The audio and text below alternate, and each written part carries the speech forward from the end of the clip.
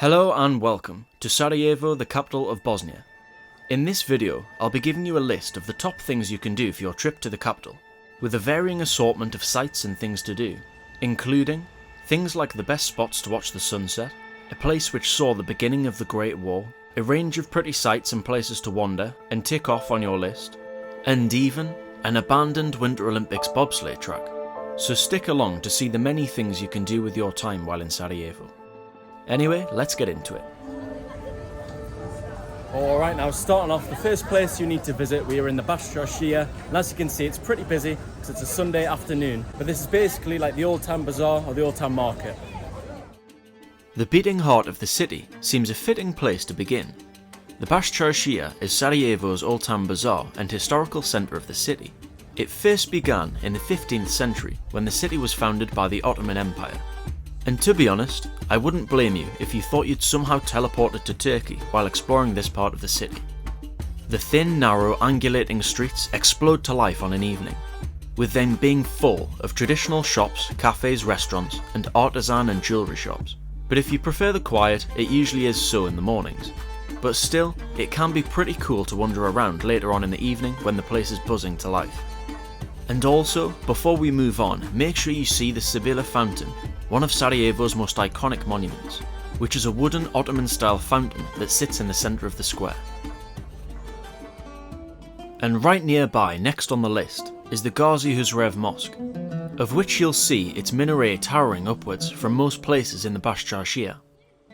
For those who are from more traditionally Christian countries like myself, it's pretty interesting to see the differences in culture, architecture, designs and faith. Unfortunately, I didn't have the chance to check inside, but it only costs 3 marks to do so, which is around £1.30. Even if you don't go inside, the outside entrance is really cool, and I love the water fountain which had some incredible woodwork. And while we're here, I may as well show you number 3 on the list. You can see it from the courtyard of the mosque, a large thin tower which has a clock on it. However, this isn't just any normal clock. It is supposedly only one of its kind anywhere in the world. The only remaining public clock, whereby the usual 12, denotes the time of both sunrise and sunset for purposes of prayer for the Muslim community. It's pretty clever how this works, but also interesting the fact that someone has to change it every single day. So for this reason, I think it's definitely worth adding into your checklist and keeping your eye out to see it. Next, we're headed to the riverside to check out Sarajevo's City Hall.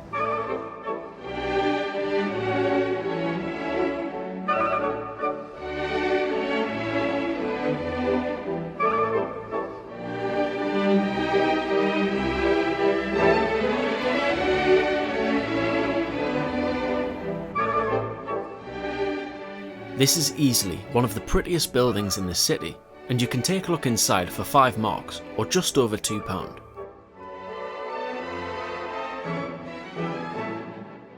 You would assume that the building had Moorish or Middle Eastern roots, but in fact was surprisingly built during the Austro-Hungarian rule. It was supposedly designed to have a Moorish look to appease the community and respect past Ottoman occupation.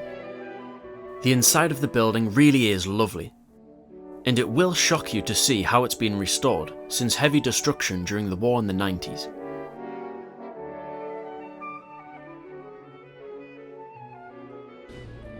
And just before we move on, a handy little tip: if you're of believable student age, just say you're a student. Most of the time they don't ask for ID. Get half-price tickets.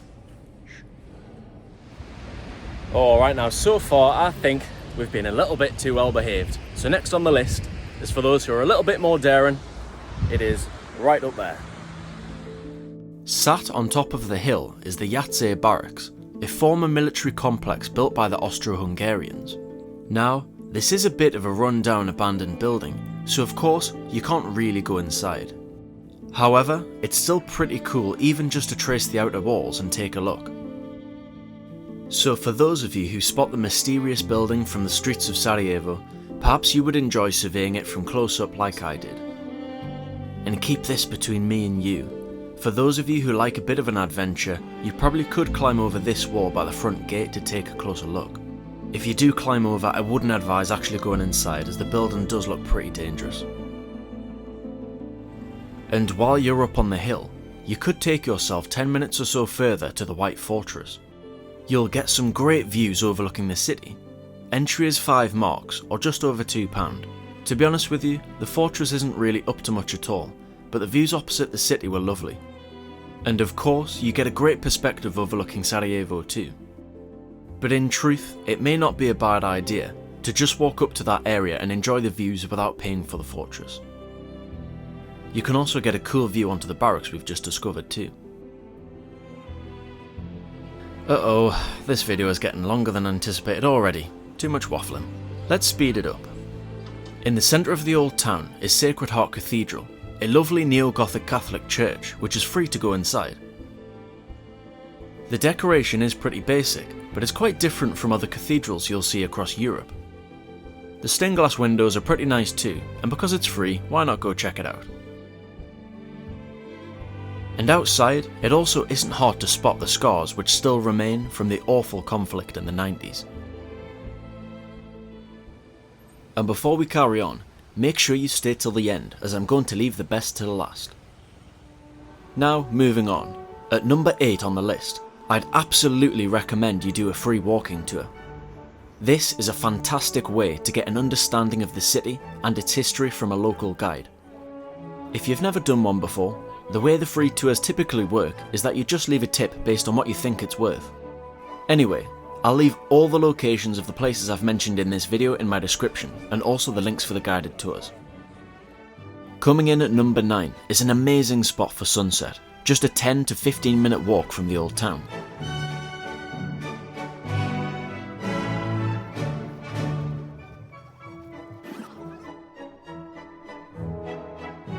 For the most amazing view of the sunset while overlooking the city, head to the Yellow Fortress. It's something I'd absolutely recommend you do with at least one of your evenings here in Sarajevo. You'll also be pleased to know that it's completely free, but this means that you shouldn't expect to have the place to yourself because it's so close to the city, it's a pretty popular spot, though still a special one that you should definitely add to your list.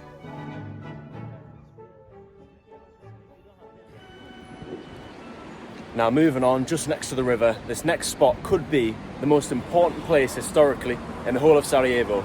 Now this street corner right here played its part in world history. Coming in at number 10 is one of the most chilling, yet interesting places in the whole city. It was right here, on this street corner, where events unfolded, which resulted in the beginning of the First World War.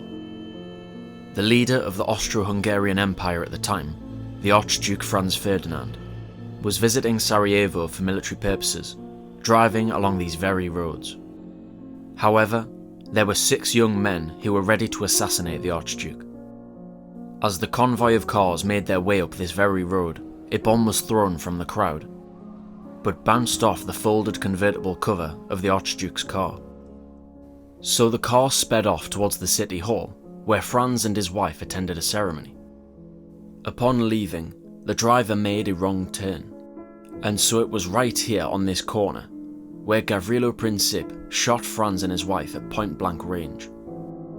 This is known to be the beginning of the Great War.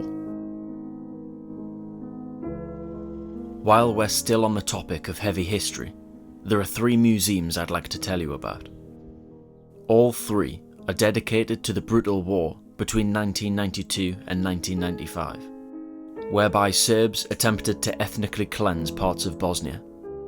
The Siege of Sarajevo Museum communicates the brutality and cruelty of the war through the stories of those who suffered.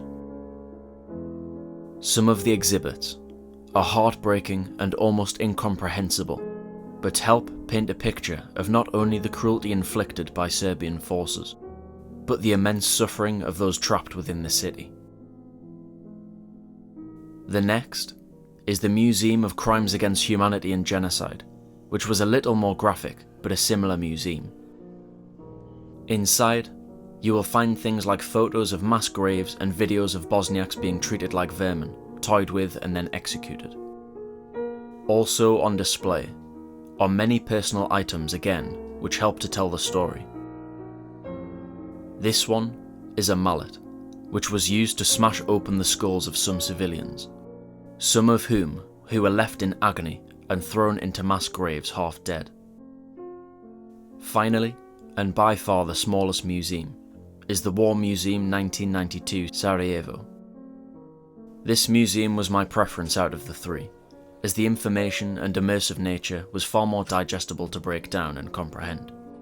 It also gives a little more information on the day-to-day life of people trapped within the city, while it was being bombed and civilians shot at by snipers. Overall, these three museums are of course very heavy, but I would recommend you visit at least 2 of 3 to gain an understanding of the atrocity of what happened only 30 years ago.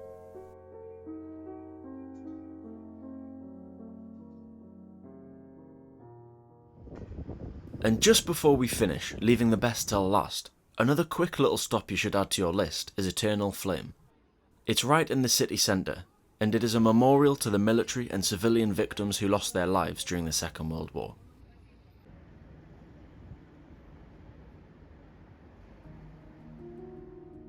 And finally, here we are. A nice surprise awaits us on top of the mountain. Only a short walk from the riverside is a set of steps which will then take you up to a cable car. It is expensive at 30 marks for a return ticket, which is around 15 euros. But the views are incredible, and it takes you directly to our final surprise.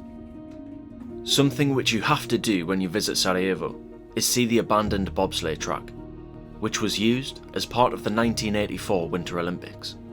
It's something that's really unique to the city, and it's pretty cool to walk the mile or so down the track, with cool bits of art along the way. And personally, I'd recommend that you go up in the morning or in the evening when it's quietest. But if you do go up in the evening, the sunset is incredible from the top, and the night sky view across the city is amazing. Anyway, I'll have a separate video coming out for this over the next couple of weeks. When it's out, I'll link it at the end of this video. And before you go, something else I'd absolutely recommend you do if you have the time is a day trip to Mostar. Although it gets busy through the day in the summer months, I was unsure whether it would live up to its reputation. But it really is a special place. Just try and explore early morning if you get the chance and it'll look like this. I'll leave links for guided tours and coaches in my description, as well as every location for every place I've included in this video. Anyway, I hope that you found it helpful and that you enjoy your trip. Adios!